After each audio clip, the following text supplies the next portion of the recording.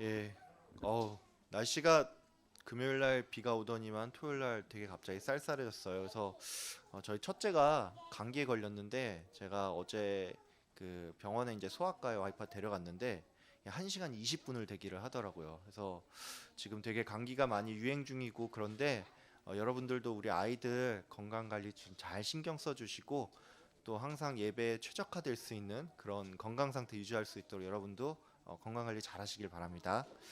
예, 오늘은 성령을 보내신 이유라는 제목으로 함께 말씀을 나누도록 하겠습니다.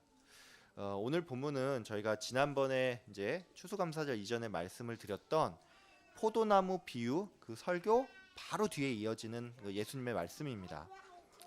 예수님께서는 오늘 이제 본문에 나와 있는 것처럼 자신이 이 하나님께로 돌아가야 한다는 말씀을 제자들에게 하면서 제자들이 이 앞으로 겪게 될 어려움에 대해서 제자들에게 설명을 해주었습니다. 예수님은 사람들이 제자들을 미워하는 것은 먼저는 자기 자신을 미워했기 때문이라고 말씀을 하면서 제자들이 유대인들로부터 출교를 당하게 될 것이라고 말씀을 하셨습니다. 여러분은 이 부분을 보면서 그깟 출교가 뭐 대수라고 이렇게 생각을 할 수가 있는데 이 시대의 출교는 뭐 지금 시대와는 그 개념이 전혀 다릅니다.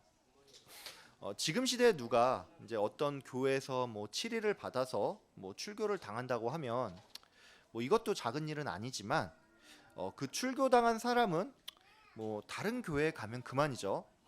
하지만 이 당시의 출교는 그 출교당한 사람이 어떤 회당에도 출입을 할 수 없다는 것을 의미합니다. 그러니까 이 말은 출교당한 사람은 하나님께 예배를 드릴 수가 없고 이것은 다른 말로 해서 이 사람이 유대인들로부터 너는 하나님 나라의 백성이 아니야 이렇게 낙인이 찍힌다는 것입니다.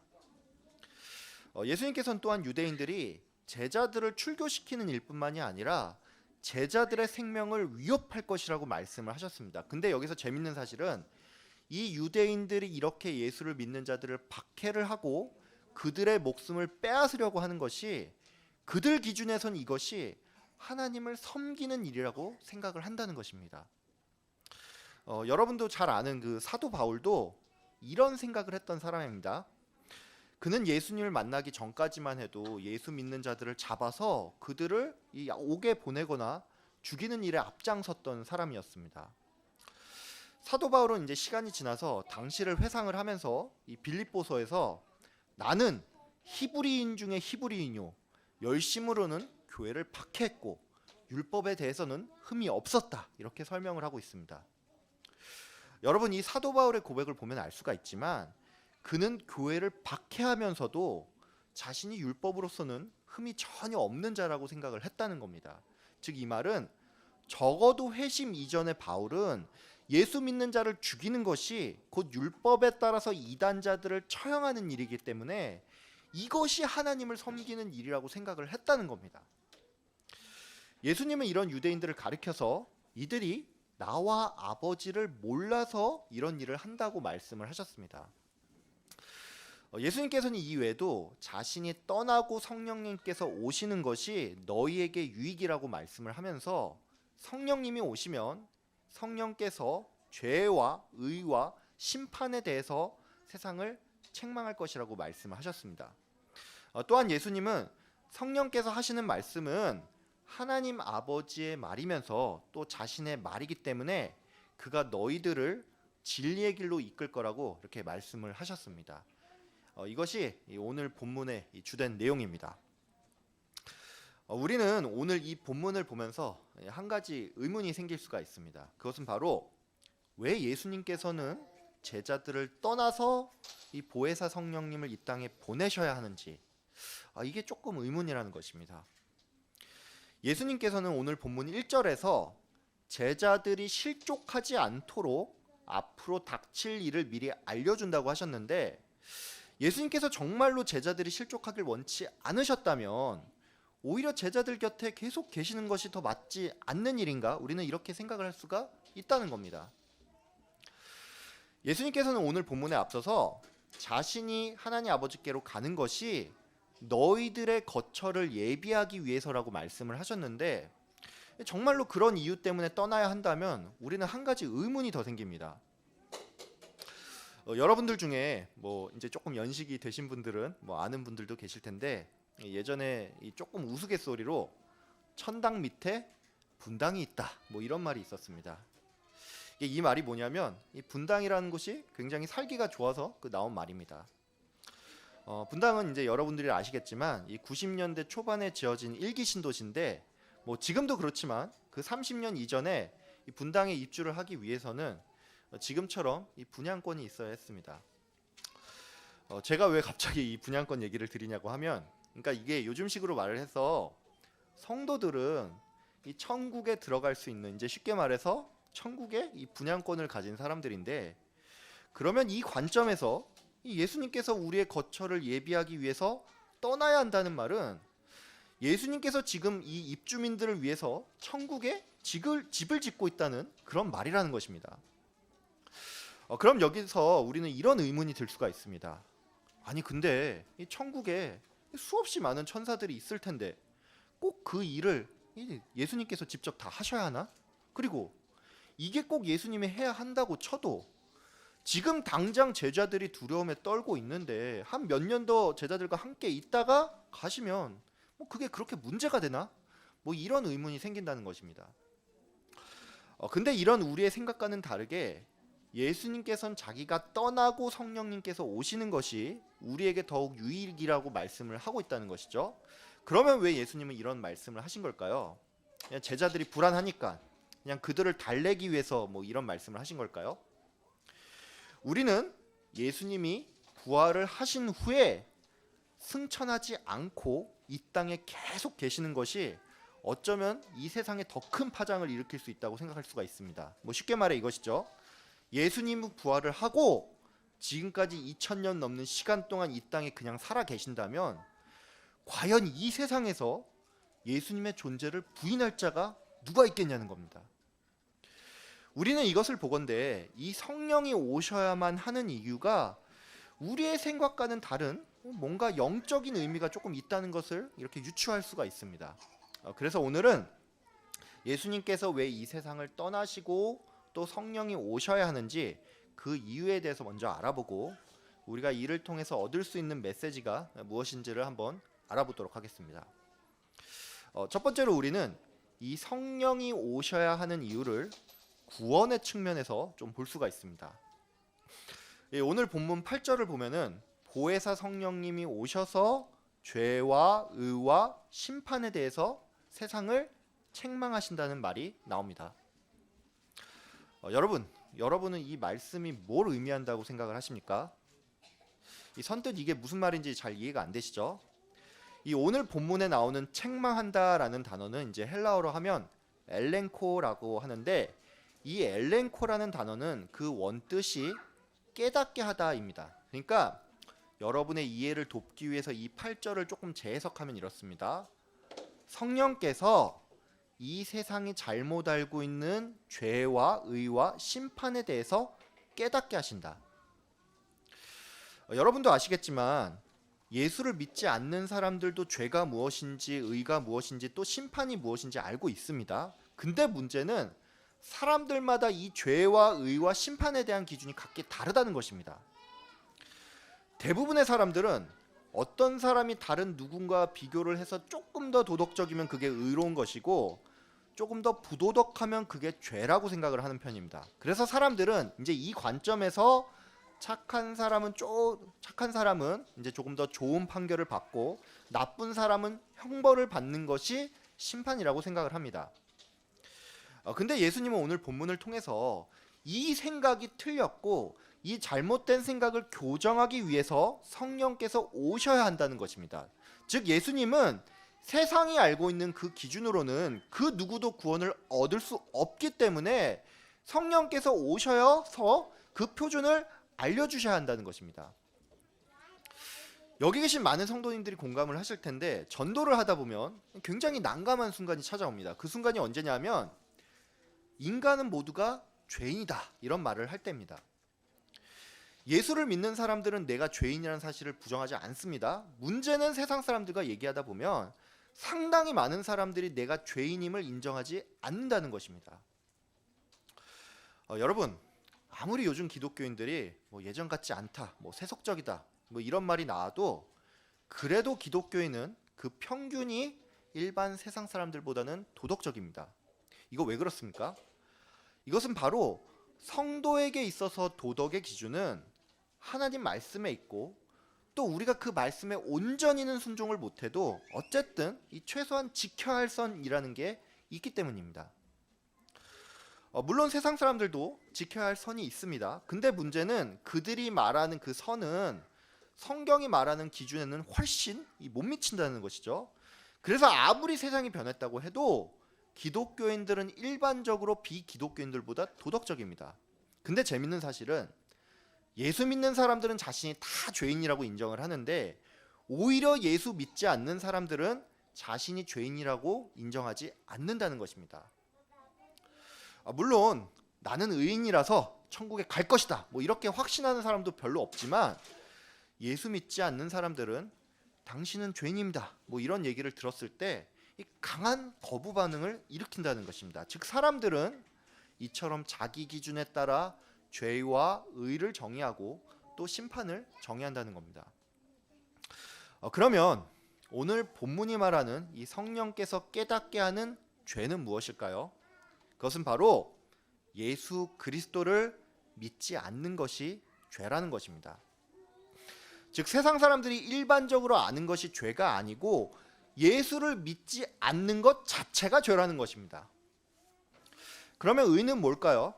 의는 예수님께서 말씀하시길 내가 아버지께로 가는 것이라고 설명하였습니다. 여러분은 아마도 이제 이 대목에서 약간 의문이 생길 수가 있습니다. 예수 믿지 않는 것이 죄라는 설명은 우리가 금방 이해할 수가 있는데, 예수님께서 아버지께로 가는 것이 왜 의인지는 조금 의아하다는 것이죠. 근데 여러분, 이것은 조금만 생각을 해보면 뭐 사실 그렇게 어려운 건 아닙니다. 예수님께서 아버지께로 가는 것이 의라는 말은 이제 다른 말로 하면 예수님께서 죄 없는 의로운 분임을 의미합니다. 다시 말씀을 드릴게요. 예수님이 아버지께로 가는 것이 의라는 말은 예수님께서 의로운 분이라는 말씀입니다. 예수님의 승천은 그 이전에 부활을 전제합니다. 그리고 이 부활은 제가 신학적으로 조금 설명을 드리면, 예수님께서 세상의 죄를 대신 지기 위해서 죽기는 했지만 그 자신은 죄가 전혀 없기에 죽음의 형벌을 받을 수가 없어서 부활을 해야 한다는 것입니다. 그래서 예수님의 승천은 부활을 전제하고 또 그가 의로운 분임을 말해주는 것입니다. 여러분, 인간은 부정한 상태로는 하나님께 나아갈 수가 없습니다. 구약의 많은 선지자들이 이제 계시를 받거나 소명을 받았을 때 내가 하나님을 봤으니 곧 죽게 되었다 이렇게 말한 까닭은 부정한 인간이 거룩한 하나님을 볼 수 없다는 의미입니다. 그러니까 예수님이 하나님 곁에 가는 것은 곧 그가 의로운 분임을 의미하고, 이제 이 말은 의로운 분은 하나님 한 분밖에 없기 때문에 곧 예수님이 하나님이라는 것을 의미합니다. 그래서 예수님이 아버지께 가는 것이 의라는 말은 예수님이 거룩한 하나님이심을 성령께서 깨닫게 하신다는 것입니다. 성령은 또한 심판에 대해서 깨닫게 하신다고 말씀을 하십니다. 이 심판은 세상 임금인 사탄이 심판받게 된다는 것을 의미합니다. 그래서 오늘 본문의 이 8절에서 11절 말씀을 딱 요약을 하면, 성령님이 이 땅에 오셔야지만 예수 안 믿는 것이 죄임을 깨닫고 예수를 하나님으로 받아들이며 여자의 후손인 예수께서 뱀의 머리를 밟는, 즉 사탄을 심판한다는 사실을 우리가 믿을 수가 있다는 것입니다. 즉 한마디로 우리는 성령이 오지 않으면 예수를 믿을 수도 없고 구원을 얻을 수도 없다는 것입니다. 여러분, 우리는 우리의 노력으로 구원을 얻을 수가 없습니다. 우리들은 모두 선행이 아닌 이 믿음으로 구원을 받는다는 것은 잘 알고 있습니다. 근데 여러분, 이 믿음도 그 근거가 여러분의 선택에 달려있는 게 아닙니다. 예수님의 제자들은 예수님 곁에서 3년의 시간을 보냈음에도 그들 중에 그 누구도 예수를 그리스도의 하나님의 아들로 알지 못했습니다. 우리는 이것을 보면서 아니 어떻게 3년 동안 옆에 있으면서 기적도 엄청나게 봤을 텐데 어떻게 그걸 모를 수가 있지? 뭐 이렇게 생각을 할 수가 있는데 여러분 이것은 제자들이 뭔가 부족해서가 아니고 성령님이 아직 그들에게 임하지 않았기 때문입니다. 즉 이 말은 바꿔 말해서 성령님이 오셔서 우리에게 죄와 의와 심판이 무엇인지 깨닫게 하셔야지만 우리가 예수를 믿고 구원을 얻을 수가 있다는 겁니다. 두 번째로 우리는 성도가 성도답게 살기 위해서 이 성령님이 오셔야 합니다. 이제 이것은 다른 말로 우리가 세상에서 환난을 견디고 또 주의 일을 하기 위해서는 반드시 성령님이 우리에게 찾아와야 한다는 겁니다. 예수님께서는 제자들을 향해 너희들이 실족하지 않도록 성령을 너희에게 보내겠다고 말씀하셨습니다. 그러니까 이 말은 우리들 또한 성령이 없이는 이 세상을 살면서 실족할 수밖에 없다는 겁니다. 예수님이 잡히던 날밤에 이 베드로는 예수를 3번이나 부인을 했고 예수를 따라다니던 제자들은 모두가 자기 목숨 하나 건지려고 다 도망을 쳤습니다.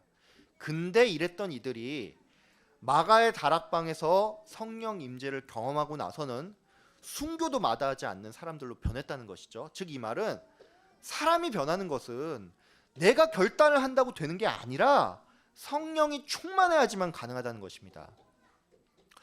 우리는 우리의 의지로 주의 일을 감당하기는커녕 세상의 유혹 하나도 이길 수가 없습니다. 여러분은 내 의지로 죄를 안 지을 수 있다고 생각을 하십니까? 내 의지로는 그 어떤 사람도 단 하루도 죄를 안 지을 수가 없습니다. 근데 제가 이렇게 말씀을 드리면 강도사님 아무리 그래도 사람이 자기 의지로 그래도 한 며칠은 이 죄를 안 지을 수 있지 않나요? 뭐 이렇게 반문하는 분이 계실지도 모르겠는데 여러분 죄라는 것은 하지 말아야 할 것을 범하는 것만 죄가 아니고 이 나쁜 생각을 잠깐 가지는 것도 죄고 또 이웃사랑이나 부모 공경처럼 우리가 적극적으로 선을 행해야 하는데 이것을 안 하거나 소극적으로 하는 것도 죄입니다. 그러니까 여러분은 정말 숨만 쉬고 가만히만 있어도 그 자체로 매일매일 죄를 짓는다는 것입니다. 우리가 다 아는 종교적 개혁자 루터는 그가 사제일 때 매일 고해 성사를 하러 간 나머지 제발 좀 그만 좀 찾아오라는 말을 들을 정도였습니다. 여러분 루터는 왜 매일 고해 성사를 했을까요? 이 루터가 우리보다 훨씬 더 많은 죄를 지어서 그런 걸까요? 아닙니다. 성경의 기준에 따르면 우리가 아무리 노력을 해도 매일 수많은 죄를 지을 수밖에 없다는 것입니다.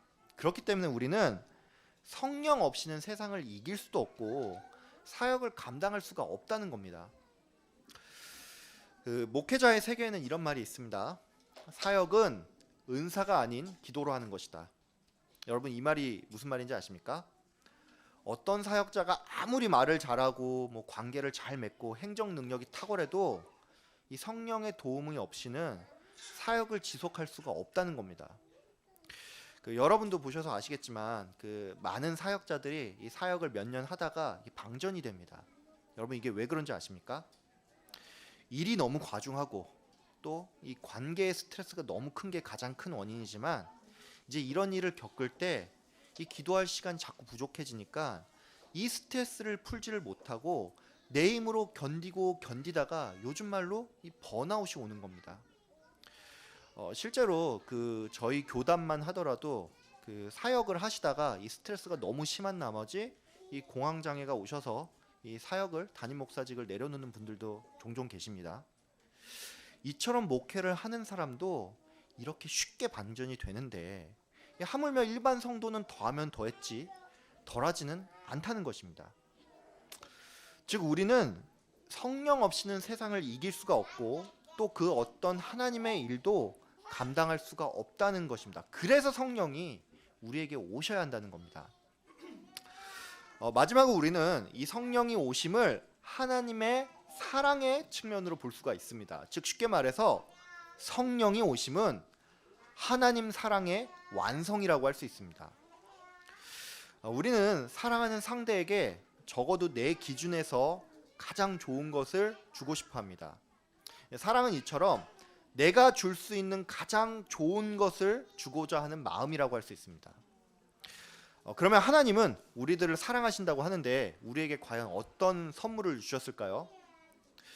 우리는 보통 하나님이 우리에게 구원을 주신 것이 가장 큰 선물이라고 생각할 수가 있는데 이것도 맞는 말이긴 한데 하나님께서 우리에게 주신 가장 큰 선물은 다름 아닌 하나님 그 자신이라고 할 수 있습니다. 여러분은 저의 이 말을 들으면서 하나님께서 예수님을 이 땅에 보내신 것은 알겠는데 언제 그 자신을 주었습니까? 이렇게 질문을 할 수도 있습니다. 여러분 근데 그 구약 성경을 보면 알겠지만 하나님께서는 성부 하나님 그 자신도 우리에게 주었습니다.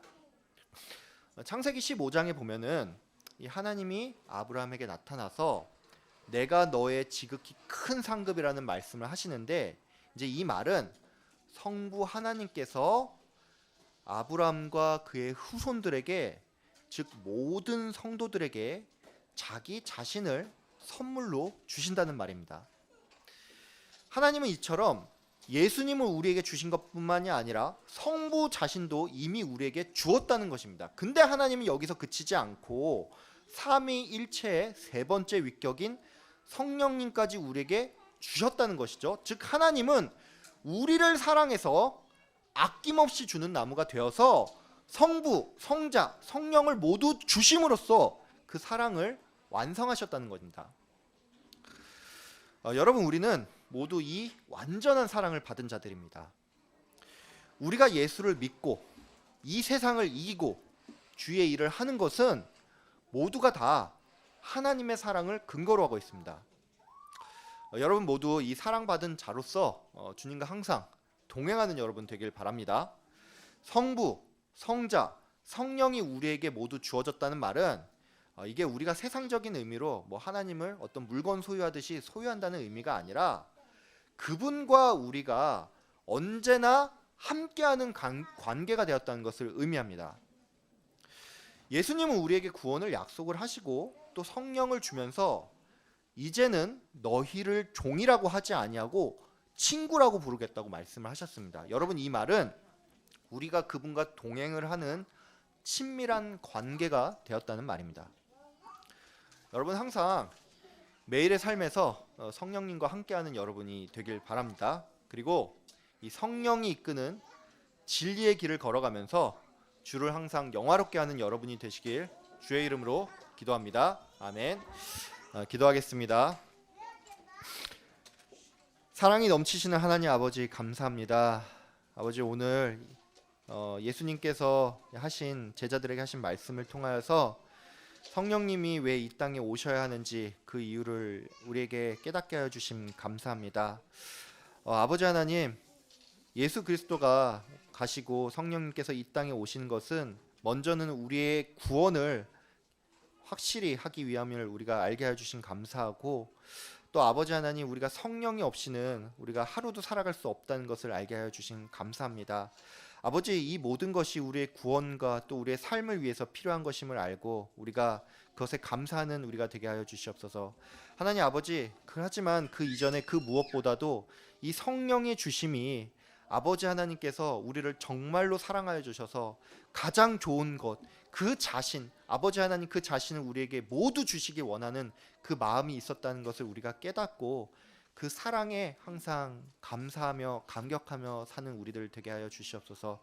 그리고 이 받은 사랑 우리 안에서만 머무는 것이 아니라 그 사랑을 넘치는 사랑을 우리 주변의 사람들에게 전하고 예수 그리스도께로 인도하는 우리가 될 수 있도록 주님 인도하여 주시옵소서. 감사하며 예수